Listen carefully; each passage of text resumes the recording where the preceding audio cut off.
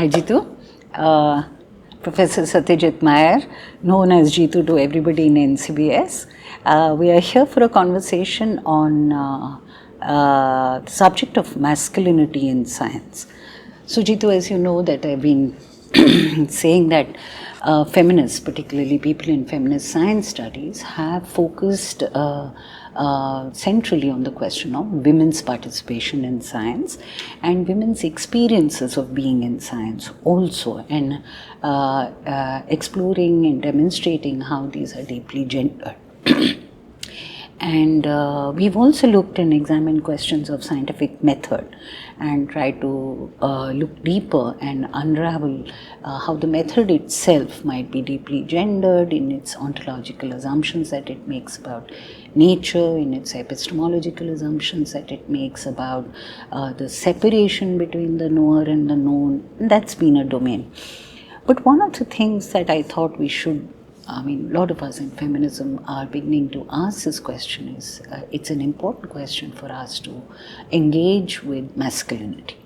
And how is masculinity embodied by men? And men have been allies to a fairly large extent of the feminist project, including in science. But I wanted to explore the question further, not just in terms of allyship, but in terms of how the masculine gender is embodied by men in science and how it shapes the culture of science. So, welcome to this conversation, and thank you for agreeing to it. So, let me just start by maybe initially asking for your response to this whole idea of man of science. If you can just sort of share, how do you look at this idea? Has it been a part of your career, your consciousness at all? Or is it something that you see which is a construct, say, people like me or historians are putting on it? Right. Well, firstly, thanks, Gita, for inviting me back for these conversations. The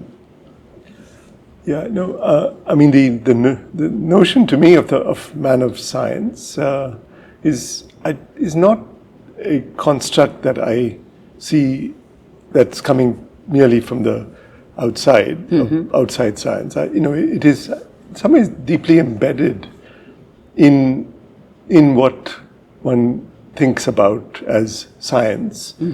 Well, partly because of the obvious reason that most of the so-called figureheads of science, or the figures of science, have been men. That's, in some ways, and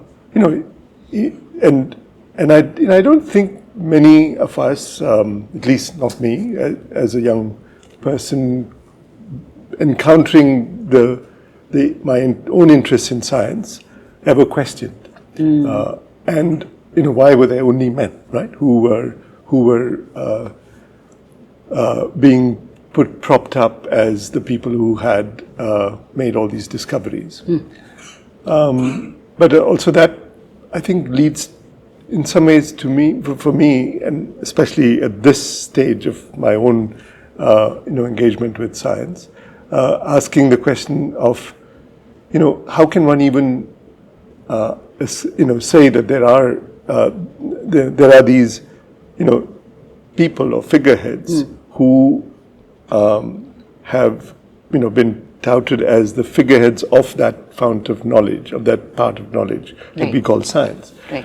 So why? Of course, but in some ways, maybe one has to ask. Then I'll, perhaps want to throw that question back to you, and ask, is that the way we, narrate our stories? Our own stories. Whether it's science or whether it's, our cultural history or whatever it is, through identifying certain kind of discoveries or certain kind of epochs with people.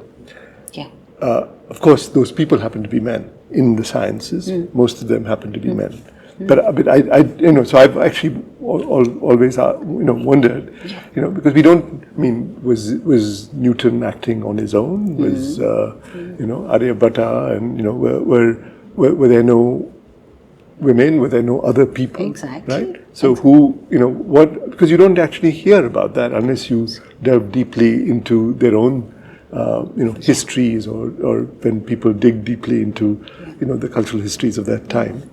So when you say man of science, or men of science, I mean, that would be my response. Yeah. So actually, to respond to what you're saying, historically, actually, the idea of the scientist, the term scientist, actually, emerged in order to make it more democratic, in order to actually make the contribution of women more visible.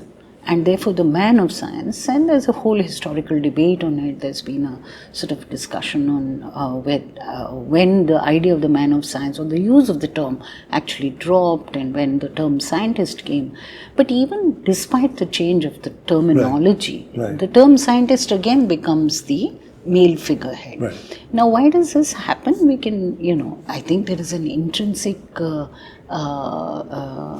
argument here to say that science is as much a part of the larger societies, and if the larger societies are patriarchal, it's very likely that science and scientific institutions are going to reproduce that. Right. So in the reproduction actually sometimes happens in extremely painful ways of, erasure of women's contributions. Right. You see it as much in contemporary times with Jocelyn Bell, for example, her narrative, or you see it in narratives which are earlier of Emmy Noether and other. Yeah. So there are many instances, and the reasons are complex. But I think the fact that we've begun thinking about it in the last, say, 50, 60 years, thinking about the possibility that sciences or scientific institutions or scientific knowledges are reproducing some of these cultural biases or cultural structures of power, I think is a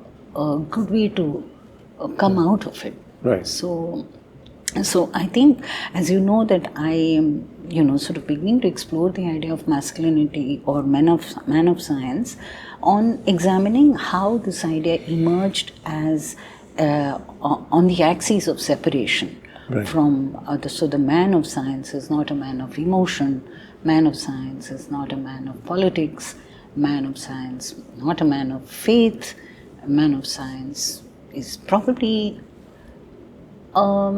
a man that knows how to, compartmentalize the project of science as opposed to maybe his interest in music and literature and art and aesthetics.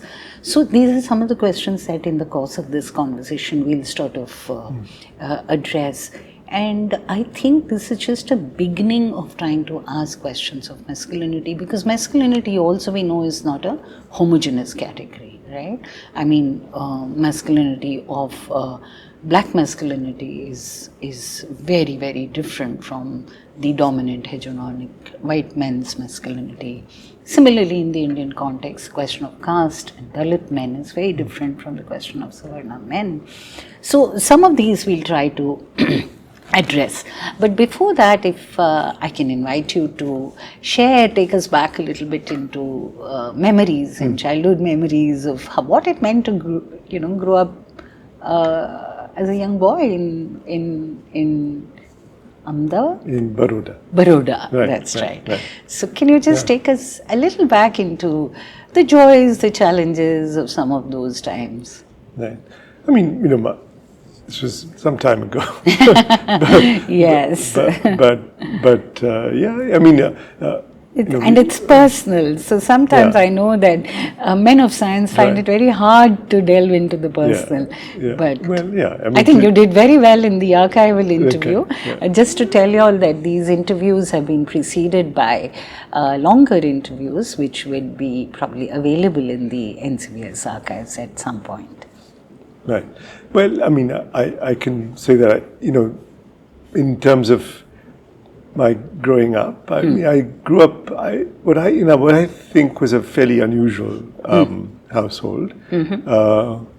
My father was a British Indian. I mean, he was born in England in 1925, and he was born of a Sikh father, who had in fact left India in the maybe after 1910. I see. As early as 19. As early as 19. I think where from did he? He came from Jalandhar, near Jalandhar. Near Okay. Jalandhar. And so, in fact, a little village outside Jalandhar called Noor Mahal. Okay. And so he'd gone off to, this is in fact how he also acquires his name, Mayor. Mayor. Mayor. Mayor. It's actually Mayor. Oh, so it's not Mayor. Not Mayor, it's not Meher, it's not Mayor, it's not Majar, it's Oh, it's Mayor. the British Mayor. It is a British Mayor. So How did he acquire that? I think this was what was written in the ship's log, and that's what we found. That you can go back on one of those ancestry things, and you can see that his name has been entered as Satyapriya Mayor in the ship's books. Was he married when he went? No, he wasn't married when he went. He was, and then he comes back and gets married, and I think his first child is. Then he has then his wife, my grandmother, comes back and has their first child in India. In India. And then they both. Well, then she goes back with this young child. This is by ship. Is this your father, the first child? No. No, my father was the second. Second. And he was born in England. Oh, yes. Because she didn't want to then, go back and forth on the ship, and and I think at that time the journeys were quite long.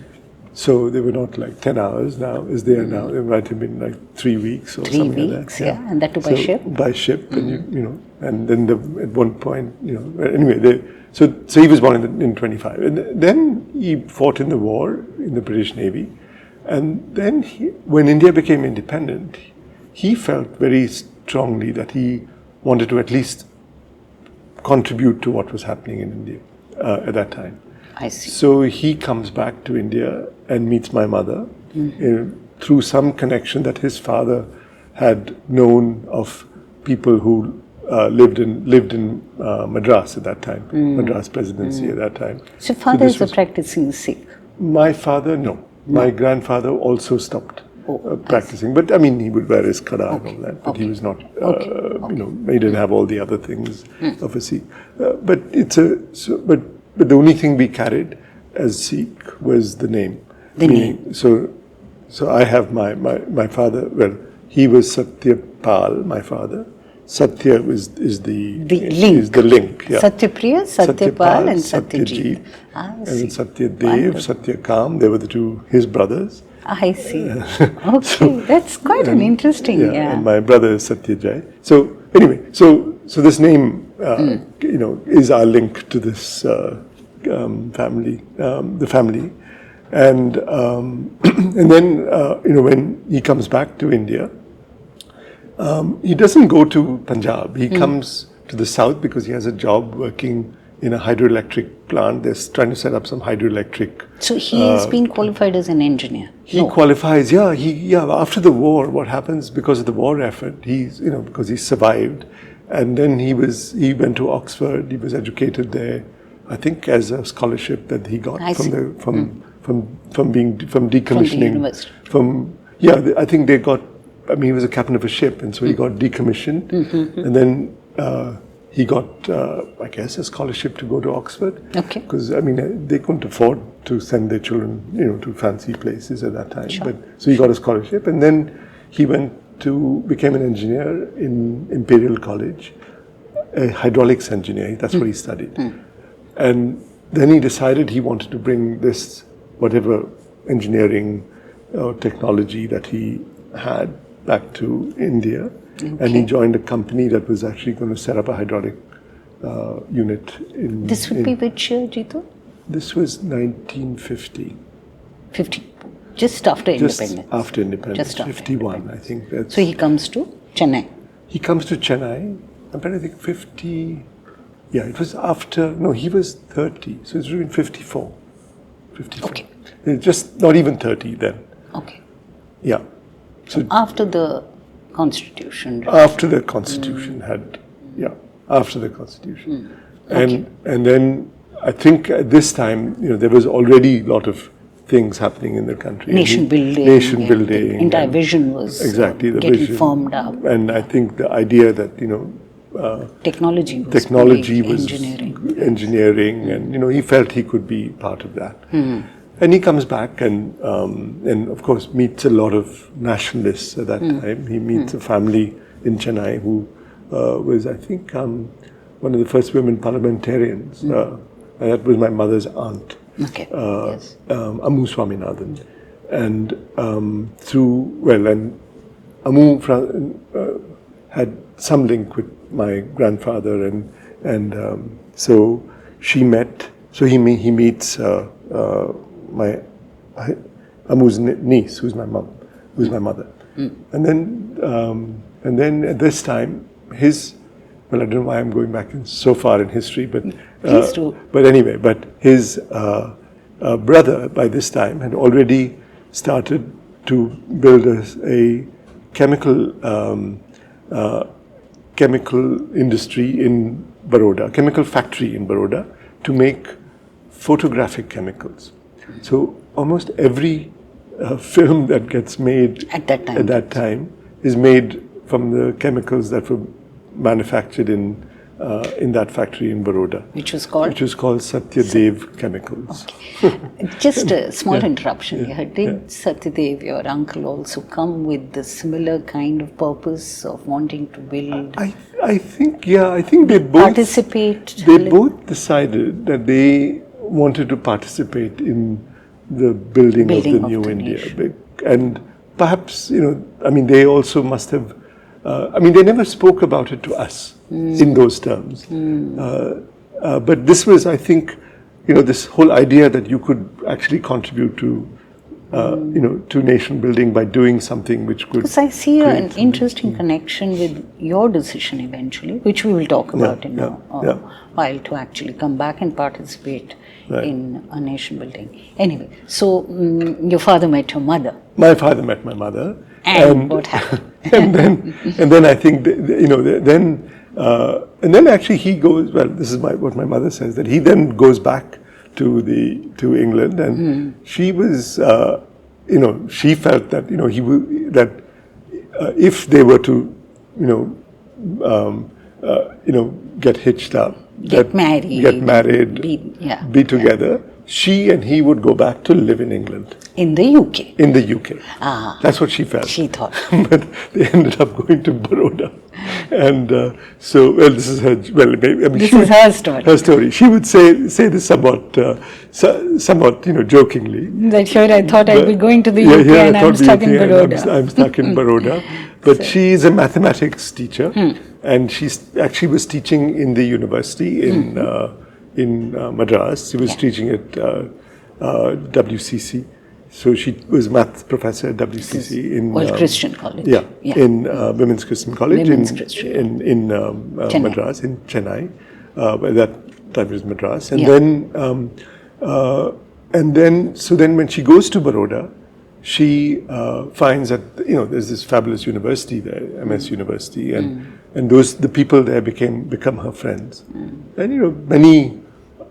Actually prominent sociologists, Srinivas, and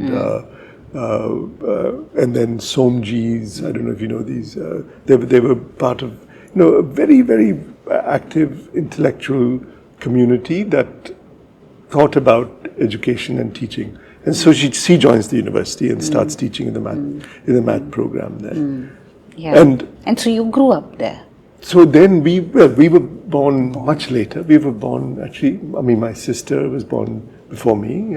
She was born in 1961. So they then go and start living in Baroda in 1956.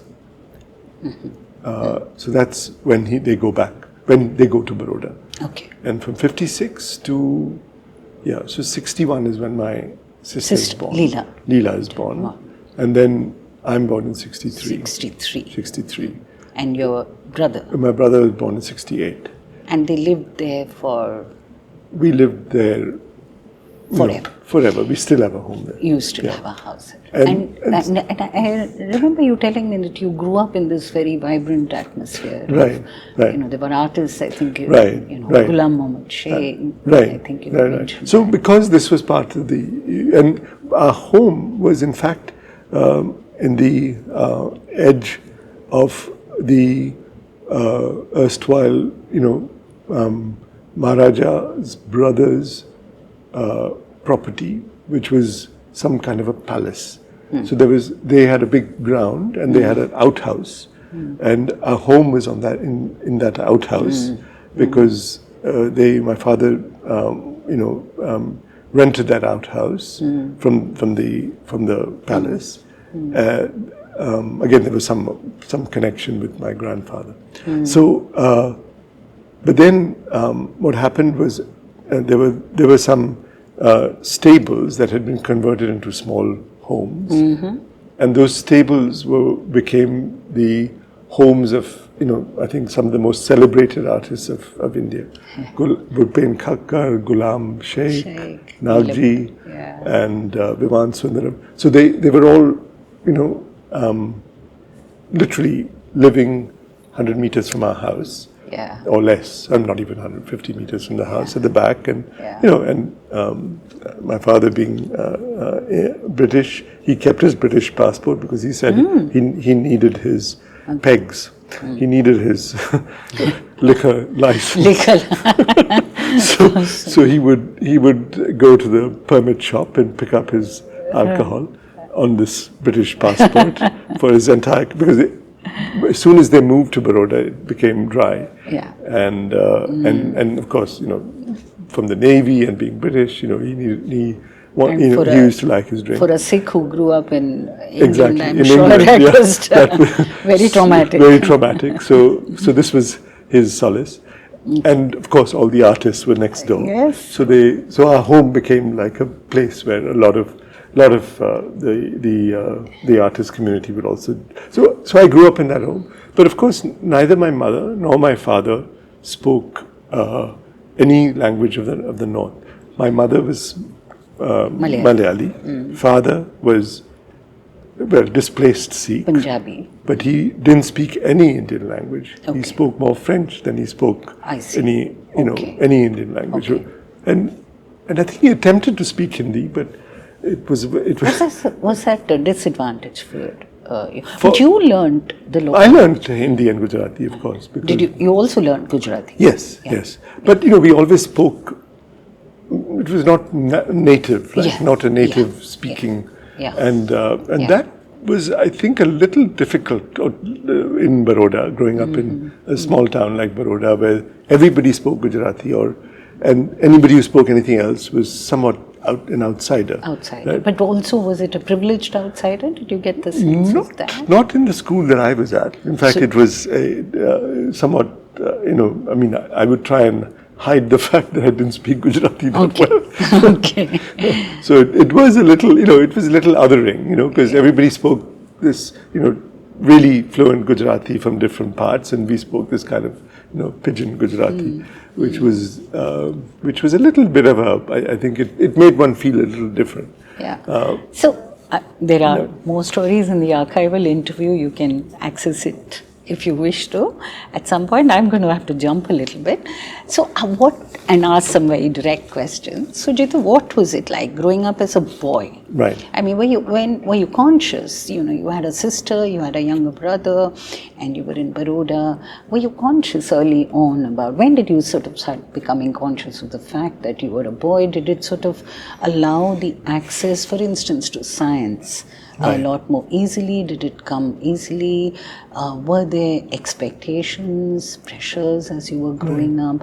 How do you understand your gender identity? Yeah, well, I must say, because my mother was a maths teacher herself, the idea that women, or the idea that a girl would be less able, at least in the math and science disciplines, was not really something that I grew up with, because my mother would be equally able to engage with my father on the technical aspects of what he was, because he was actually a technologist. He was an inventor. He built the first reverse osmosis membranes anywhere, and started to in fact, in the factory that he created after he separated from his brother, he built membranes, and again something to do with water and water purification, because he had a vision of that. And my mother very much participated in the conversations around that, as somebody who would be critical, and also, so I didn't see, at least gender in that sense from my sister wanted to study physics. So, it didn't seem like it was not possible. Okay. At least growing up. At least you didn't encounter the idea that innately women are not capable. So the gender stereotype of men being only, able to do technology, and in fact my sister was more capable of, being somebody connected to technology than any of us. So, and my father really felt that she had quite a lot of potential. And I mean, she eventually, I think she was too smart for her own self, and didn't actually end up doing what she could have, perhaps. She became an artist. She became actually more of a film producer, somebody in the film, documentary filmmaker and all that. Yes. Yeah. But that was much later. She studied physics and then she went off. But then, the dynamics, for example, at school or in this amongst. But I was in a boys' school. You were in an entirely boys' school. Entirely boys. And she went to a girls' school, which had very few boys. I went to a boys' school that had no girls. No girls, yeah. How was that? Being in a boys' school. Sorry? Being in a boys' school? Yes. Well, all boys school. When you reflect back. Yeah. Well, I would reflect back. I do feel that it really cut off, a part of one's existence, because doesn't it? At home we had a very different, life, which was much more, much more sort of, fluid. The identity of gender was, now reflecting back, was perhaps much more fluid. And there were many nuances. Whereas in a boys' school, I think you really, either you are a hyper male or you're a closet feminine or closet female. So that's sort of how the dynamics work. How the dynamic works. Yeah. Any incidents, anecdotes, experiences that you can recollect? Well, only in hindsight. Clearly there were, lot of. Not a lot, I wouldn't say a lot, but a few of my classmates and school members in the school who were, considered to be effeminate, I know. right? And really made fun of, and they might have, and I think many of them suffered quite a lot for being, typecast as not masculine. Right? So how would that manifest in terms of sports, or in terms of intellect, or in terms of sheer physical power?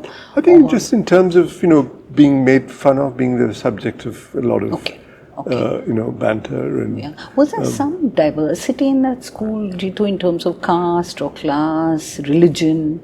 In the school, well, the school was fairly diverse in terms of religion, because there were people. Baroda, was highly, multi-religious at that time. And there were people from all communities. It was a town that was, Gujarati was the language, but there were Maharashtrians, there were linguistic diversity, but also, it had. Very, very strong Muslim communities, simply because that had. Would you say there was more of a class and caste homogeneity? Middle classes, upper classes? Middle class for sure. Upper class perhaps not, but middle class not as much, and caste definitely. Yeah. It was very much a upper caste. Perhaps Patels and all that are not upper caste, but they are dominant caste, very much the dominant caste. That was, and this was a school that was actually originally catering to Africa Migrants. The Gujaratis who had emigrated to Kenya, Africa, Africa. and it was a boarding school, and I was a day boarder. I see. So I would go in the morning at 7 and That's come back home at interesting, 7. yeah. So, I mean, our conventional understanding now of masculinity is in all boys school, there's a hell of a lot of bullying. Right. Of what you yourself said, the slightly effeminate male. Yeah. How did you tackle some of these things, Right. Well, Did you see it happening? Did it happen to you? Did you see it happening to friends? Because you're in this space where you don't want to be bullied, so one actually ends up being sort of cautious about not, even exploring that side of oneself, right? And so you try and navigate to where you're not being sensed as effeminate or have any kind of even suggestions in that direction. Yeah. And I could see that, of course, not much later. That did shape one's sense of being in the world. Yeah. I mean, I would love to have longer conversations. Maybe you should write about it, what that actually means, so that when younger boys are going through that, they sort of also hear and learn from people like you. But let me now take you to a little bit into the question of your interest in science. Right. Yeah. Right. I mean, I'm asking this very directly, but you don't have to answer it as directly as that.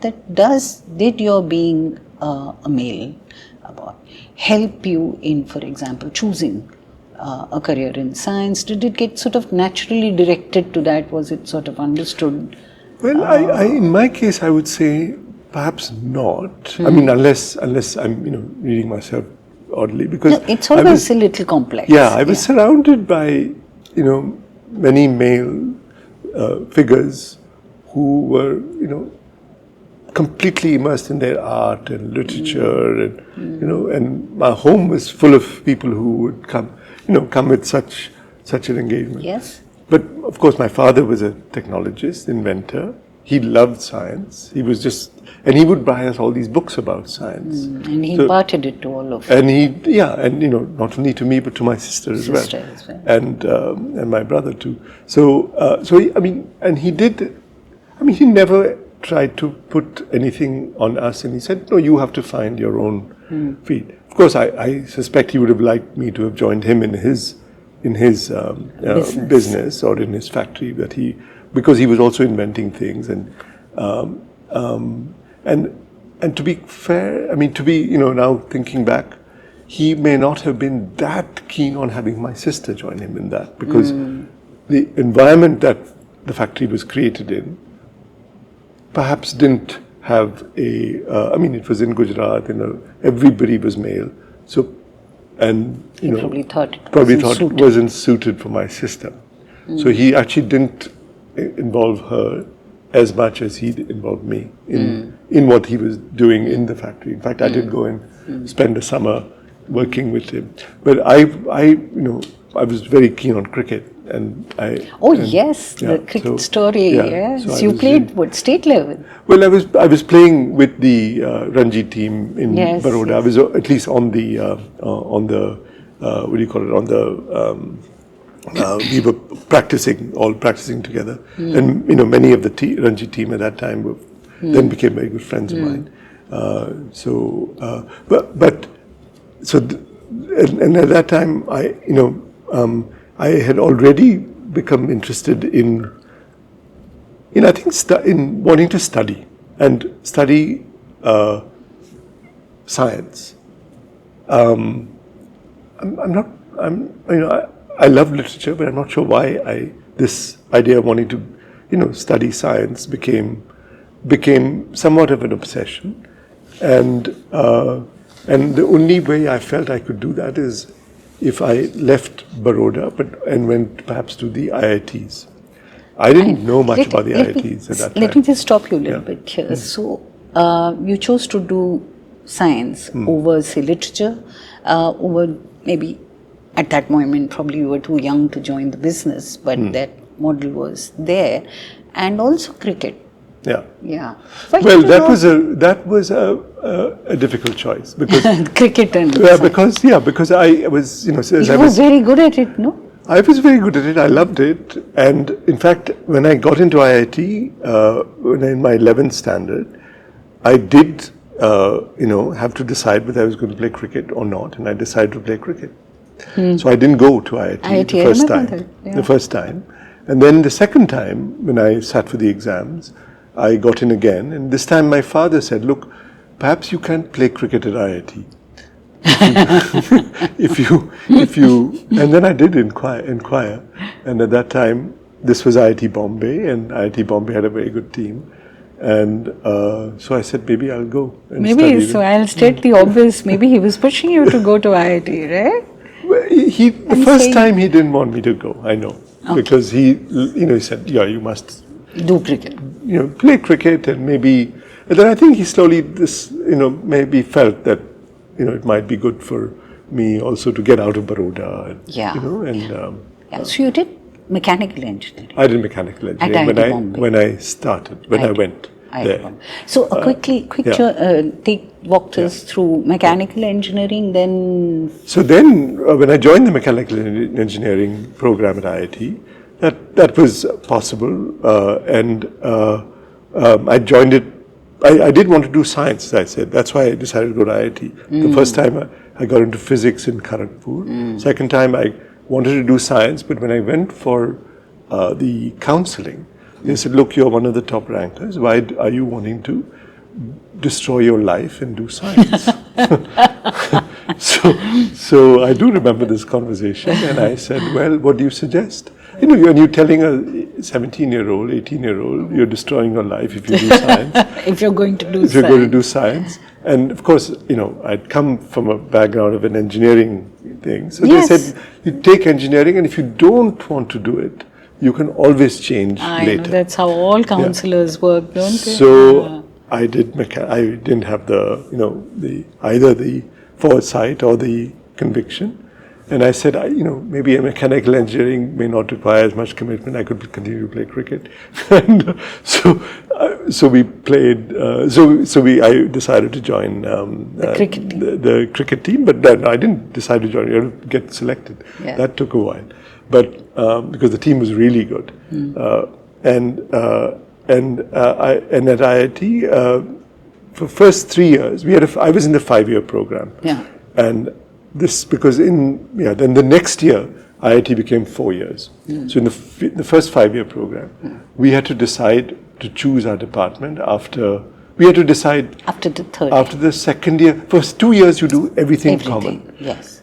In the third year, you go and you choose. You become part of a department. At that stage, I said I want to change from mechanical engineering to physics No, at this time I had started to get very interested in biology. Yeah, and I started reading a lot about biology, and I have a feeling, and I was reading a lot about biology at school as well, because we had a fantastic biology teacher. Yes, I remember. Who exposed me to all sorts of things, and a female teacher, right? A male teacher.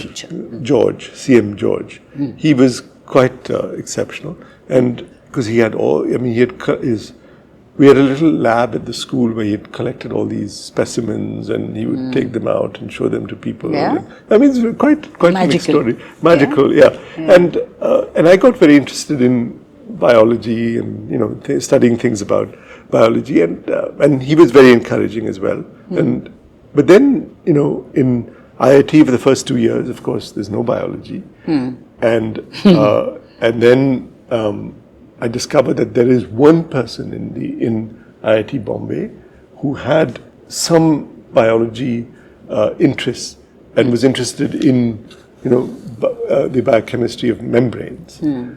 And so I go and talk to him, and I said, "Look, if I transition to the chemistry department, would I be able to work with you, learn something?" And this was Anil Lala, and he said, "Yes. You can transition, but they won't let you because you're in mechanical engineering." And so I said, "Well, I'll try." So I spent a year trying to move, and moved in that year Okay. from mechanical to chemistry, because Yes. chemistry was the only place that had That you could- and chemistry had a lot of interdisciplinary physics, physical sciences as well. So chemistry ended up being the discipline that I ended up completing my IIT degree with. So it ended up being a master's in chemistry instead of BTech in mechanical engineering. But that decision to switch was quite complicated because even the director said you're wasting your life. So you were wasting your life choosing science, and you were wasting your life choosing biology. Choosing chemistry. Chemistry, not even biology. Not even biology. So let me take this point to ask you the question about what we deal with a lot in terms of the gendering of the disciplines themselves, and there seems to be a sort of a inherent understanding, implicit one, that the more quantitative, the more abstract the discipline is something like physics and theoretical physics, the more masculine it is, and therefore, masculine when we say that men are more seen as more capable of it or able of it, and therefore you see lesser women in those domains. And as you move down the ladder, you see biology as being seen as much more feminized in terms of its closeness with nature and the study of nature, and that might be one of the reasons why you see more women in biology. But as a man who was choosing biology over engineering and physics, probably, how would you respond to this? Would you think that we are right in this conjecture at all? Well, the appearances are there for all to see. The physical sciences, natural sciences in particular, are highly masculine. Whether it's even chemistry or physics or so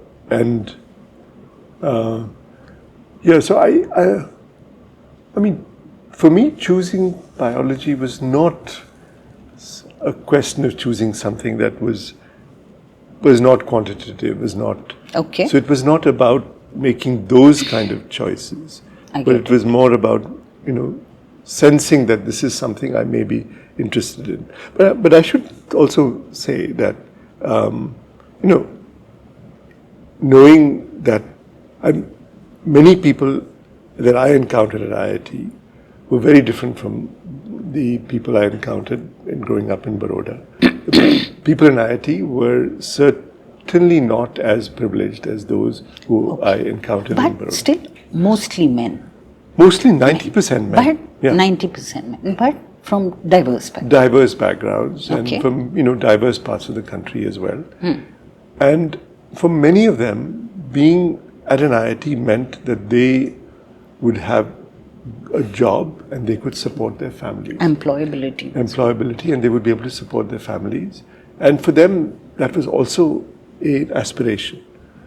I know. For me, that was not, right? Because I had privilege. You had the privilege. I had the privilege of exploring.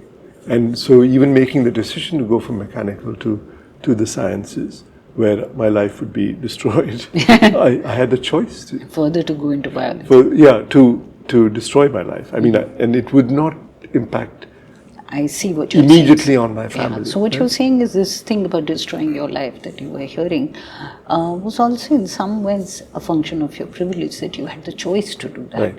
A lot of people, yes, we know that who would be in engineering would have to follow that path because they didn't have that privilege. Right. So actually your decision therefore to move into academics, more science, can be seen as a consequence or function of the privilege. And then even more so. Not just consequence of privilege, but also I wasn't sure that I wanted to do science, or in fact, eventually maybe go and help my father in his business. It wasn't clear to me until I actually went off and started doing my PhD that that's really what I wanted to do. Okay. So it was. So you chose the path. I was exploring, and and I felt that I had to explore, because if I didn't, then I wouldn't find out. I know. And the for better or worse, I knew that if it didn't work out, I could always have an option, right? So that I would consider to be incredibly privileged for me. And I encountered so many people who didn't have that privilege, and yet they decided they wanted to do science and wanted to work. So the risk that they take is much more. Yeah. But it is aspirational risk again. Yeah. No, it's something deeper. The reason why they choose to do science. Right. Yeah. And also they had a conviction as well, which I felt at that time I didn't have. And this developed when you went to IIT. You went for your PhD to the US. I went for a PhD to the US. Yeah. And in biology. In the life sciences. So I said I had to immerse if I wanted to find out. And how many years was that, Gita? 6. And that was a crucial 6 years, right? Yeah, it was. You met Aisha there. Aisha, yeah. Well, Aisha went to the Arts College in Baroda. In Baroda, yes. And that's when we first met. Yeah. Okay. And then we met much later. She knew my sister. My sister was living in London. So then she was visiting my sister. I was doing something at Oxford.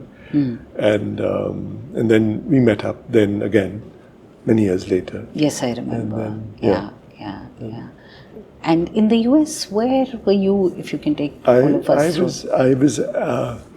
I went to something called the Rockefeller University, which was in Manhattan, in a kind of very posh part of Manhattan. But the university itself was quite. So after my masters, we had to apply to go to different places, right? And all the engineers were putting in applications for all the fancy places, but they all, they knew that they would have jobs at the end. I didn't know that I would have a job. So I had to find places that didn't have application fees. And so because at that time each application, I still remember, was $50 or something like that. And $50 was 500 rupees, and it was. It still is. And it very was expensive. Hugely expensive. My father earned 3,000 rupees a month. So I didn't apply to any place that did not waive the application fee. Free. That didn't they would allow you, if you wrote in and say I can't pay off the fee. Some of them would write back and say it's fine. That's fine. And then so Rockefeller was one that didn't have a fee.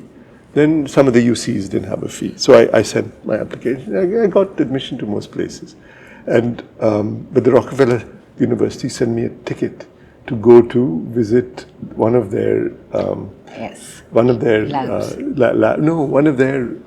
scientists who was visiting Delhi.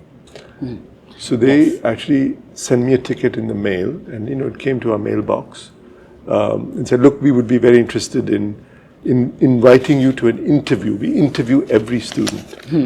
So I thought I was going to America, but they ended up sending me and your ticket to meet our faculty is in the mail. So I said, fine, it'll show up somewhere. It showed up in this, in our rickety mailbox at our hostel, where it needn't have arrived there because most mail didn't arrive. And it showed up, and I saw this ticket, and it was a ticket to go to Delhi. And I go to Delhi and meet actually the most amazing interview with a guy called Zanvil Cohn, who I didn't know at all. Okay. And he was visiting Indira Nath, who was a faculty at AIMS, who had set up a program. They were working on leprosy. And he was somebody who's working on the immune system. He's actually, I later discovered, this person, Zanvil Cohn discovers, half the immune cells that we have in our system. He's very, very, very, very famous. And he should have had a Nobel Prize, but he didn't. But anyway, then all he did, he and another of his colleagues who They were doing field work in Delhi with Indranath. All he did, spent the entire interview telling me how wonderful New York was. I should come to New York. Yeah, for that. And of course I said, that sounds fantastic. And so that was the beginning of going to Rockefeller. Beginning to going to Rockefeller. Okay. So I decided I would go to Rockefeller. Also because my father's brother's wife, she lived in New York, and she would tell me that she just had this incredible experience of being in New York and in the 30s with John Cage, the musician. And with, Martha Graham, the dancer. Yes. And so she had this wonderful life, and she told me how completely, and I had this, as I said, deep interest in art and dance and music. That was a very jump. And so for me, this was like, oh, what a wonderful opportunity! I should go. Okay. And Zan was just selling New York as this place for art, music, and he said science will happen. So I'm going to sort of skip a lot of the layers of this phase of your life, which is very, very layered, and this biography, this phase. But I'm going to ask some very direct questions. What did it mean to be a man of color, coming from the global south, pursuing science in the US? Right. Were there specific at that time challenges? Or did your privileges from here? Right. Well, that's what I was about to say. That I think that being, having the upbringing that I had and the confidence that I was, I had in myself, came from privilege in the circumstances in which I grew up. And also, at every stage, there was, at many levels, no occasion for me to sense that I was being, in any way different or discriminated. But until you go and live in a, I guess, in a white society, right? And then you begin to, there are things that happen around you that you do notice aspects of an element of it. But I must say, at the Rockefeller University, they made it even more of a welcoming place for people who'd come from different parts of the world. So both your privilege from here and the fact that you were at an institute like Rockefeller. It was not a university, right? A research institute. It was a research institute. Yeah, it was called a university, but it was a very small place. The class that we were part of was 15, 17 people. So the kind of protection that you get from both these probably didn't make you very conscious necessarily of race or racism. And I became more conscious of that actually, with an engagement with people outside the university. Okay. And a lot of people, in fact, who I met through Aisha, who... Aisha was with you by this time? Aisha came towards the end of my PhD. But even then, I mean, already one began to see that there was such a discrimination in that society that, which is based on color. And you would see that. I mean, anybody who came to the university to teach, to lecture, to work in the lab was predominantly white and male. I mean, although Rockefeller, being a biology institute, did have a larger fraction of female. In fact, but the top faculty at Rockefeller for many years was 80% male. Yeah. But you see, none of that actually bothered me then.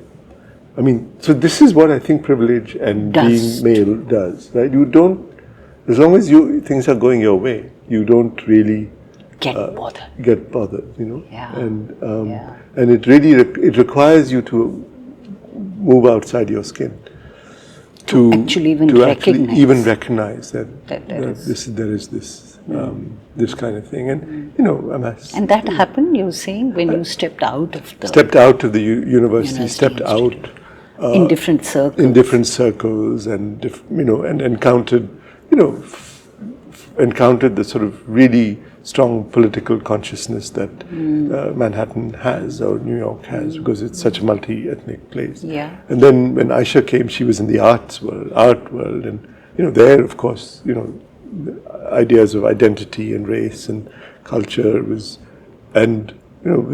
extremely central in the art world, and so in some ways, that kind of politicization of my own self, I think, happened much more. It's interesting through Aisha. That through Aisha, that kind of radicalization or politicization, and I'm going to jump again to ask you about something that struck me deeply in your archival interview was your decision to come back to India. Right. If you can sort of talk a little bit about that.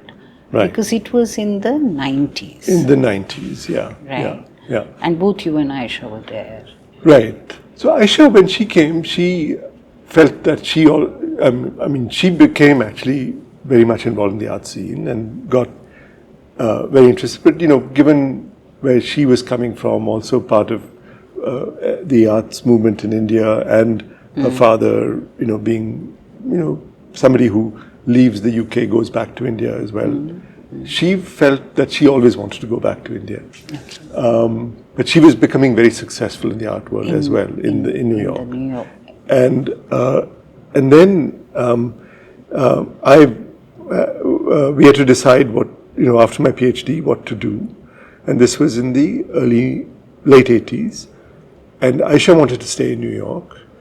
And so I found a postdoc position, which, was absolutely no compromise at all on what I wanted to do, but it was something I had to, choose to stay in New York. And I'd been 6 years in New York. I thought it'd be fun to go elsewhere, but continuing in New York was also not such a bad idea. And so we moved. I moved to work in Columbia, and and we started actually living in the heart of what would be considered the dangerous part of Harlem in New York. Okay. And then I think, when you're living in that kind of a situation, the world looks very different. And I began to see a lot of things around us about, what discrimination in America actually looks like. And this was up close and personal, and many encounters with people we knew, was so going from this hugely white privileged community in Upper Manhattan to the middle of Harlem, and then also working at Columbia. There were many aspects of schizophrenia in my own head that were beginning to emerge. And then, and the one sense that I had was, of my home, which was the place that I would always want to be, and I could always be. And then what happened was the Babri Masjid was brought down. And to me, I didn't know that there was this movement that was happening in India about, the rise of Hindu nationalism. And then I remember, listening to this on the news, and somebody told me, look, this is what's happening in your country. Did you know anything about this monument that's been destroyed and all that? I said, all I know it was that it was a ancient mosque, and they said, and the images on television were quite dramatic of people. Images. It was quite traumatic to see, people on this ancient monument breaking it down with their bare hands and pickaxes, and this kind of frenzy is something that I had felt. Of course, there was always something lurking, underneath in Baroda, also, because there was a sense that, in Baroda, of course, there were many riots, right? and it was always Hindu-Muslim riots. But there were also the Nam Nirman agitation, which was caste riots against reservation, and then there were the Sikh Rebellion. in 1984. But by then I was already on my way out of India, so I didn't really register that as much as I could have or should have, given But it came back. But it came back. All that sort of surfaced and I said, and living 7 years in the US, you sort of look at India with a different sense of a place that's home, and you don't see any of this, in a regular way. And then this incident, or not incident, this sort of movement sort of rears up, and I feel I have no idea of what's happened in India. No idea at all. It was very hard to be aware. It was very hard, and many of us. You just don't understand what is happening. Actually going on. What is actually going on. And so this was 92, and then I met, and then I felt at that stage that, perhaps I should start thinking about going back to India, because I really don't know what's going on. And then I met Obaid. Obaid was visiting New York, and he got in touch with me. Because I had already spent when I was at IIT, I actually spent a summer working at TIFR. TIFR. And I did want to work in the biology department, but I actually worked in chemical physics. But by the time Obaid was thinking of NCBS. Obaid was already thinking of NCBS in the 80s. When he met you in New York. In the 80s. And so he, I think from some common connections, met me in New York, and he said, look, I'm going to be setting up this institute in India, and it'll be part of TIFR. And, when you have finished your postdoc or whatever, do think about this place. And this was 93, and which means NCBS had already been set up. Just to interrupt, did you have a conversation with Obaid about the demolition of Babri Masjid? At that time, I did. You did? Yeah, I did. Do you remember any of that? Well, Obaid was very philosophical. He says, it's a passing phase. And I don't think, that he also considered himself to be Muslim Indian, right? He considered himself to be an Indian. In that, yes. And for him, this was also deeply unsettling and upsetting. Because it sort of challenged the idea of India that some of us had grown up with. Yeah. And maybe it was naive, that we should have always been challenged by that. But it was, I don't know how to think about it, except that it was deeply distressing. And but he did suggest that, look, the only way to find out is to actually go back and see. And so that stayed in my head. Okay. And I didn't think of myself as a Hindu either. Yeah. And so I think, but we live now in times where it's not about what we think, it's about how we are known. How we identify. We are identified. Yeah. I'm sure even, Obaid would have had to face that challenge today. Yeah. So that was one of the prompts and reasons for you to come back. Was it easy, difficult? Right. You had a good offer. Then of course I had to apply, and then immediately got an offer from Obaid, and there was all this, very generous, engagement, and it seemed really wonderful. And did you also have any offers in the US? In the US? Yeah. So I had applied to a few places in the US. In fact, I had been invited to apply to a few places, so that would have ensured that you would have got something of valuable and worthy. Yeah.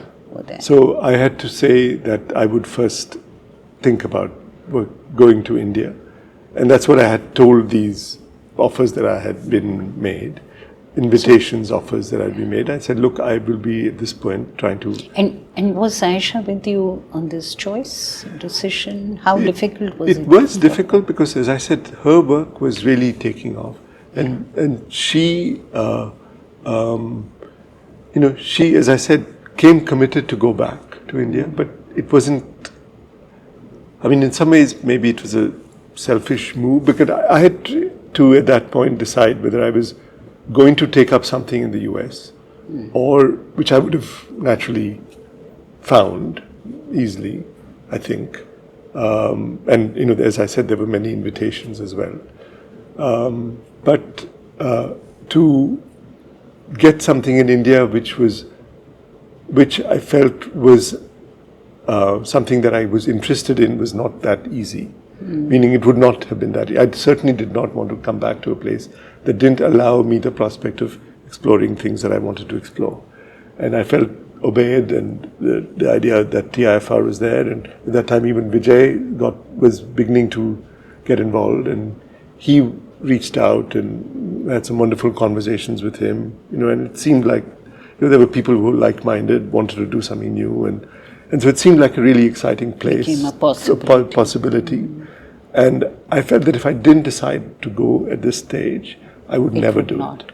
I would not do it because and I did see myself at that point making a decision between following what I knew would be a productive but extremely channelized path of being a professor in an American university, following the grant system and everything that I saw everybody around me pursuing as their career paths. I saw that actually at some level somewhat constraining. Boring. And I said, I have this opportunity and I would like to know what's happened. It was probably one of the most difficult times to come back to India in. Well, yeah. Any regrets? Well, I mean, not until much later. Much later. But but the regret at that time was that, and I think for Aisha also, was that, she was leaving something behind that we had really, had enriched us. Our life in New York was really enriching. But we both felt that if we didn't leave that bubble, we would never see another world again. Same. She also felt the same, but with regret that she didn't, the community that she was leaving behind was going to be very strong. So for her, I think it was much more of a difficult decision than it was for me. That is a conversation that we need to have with Aisha. But I think that I see an interesting connection actually with the decisions that your father and your uncle made to come back, and probably they seeded certain kind of patriotic sentiment.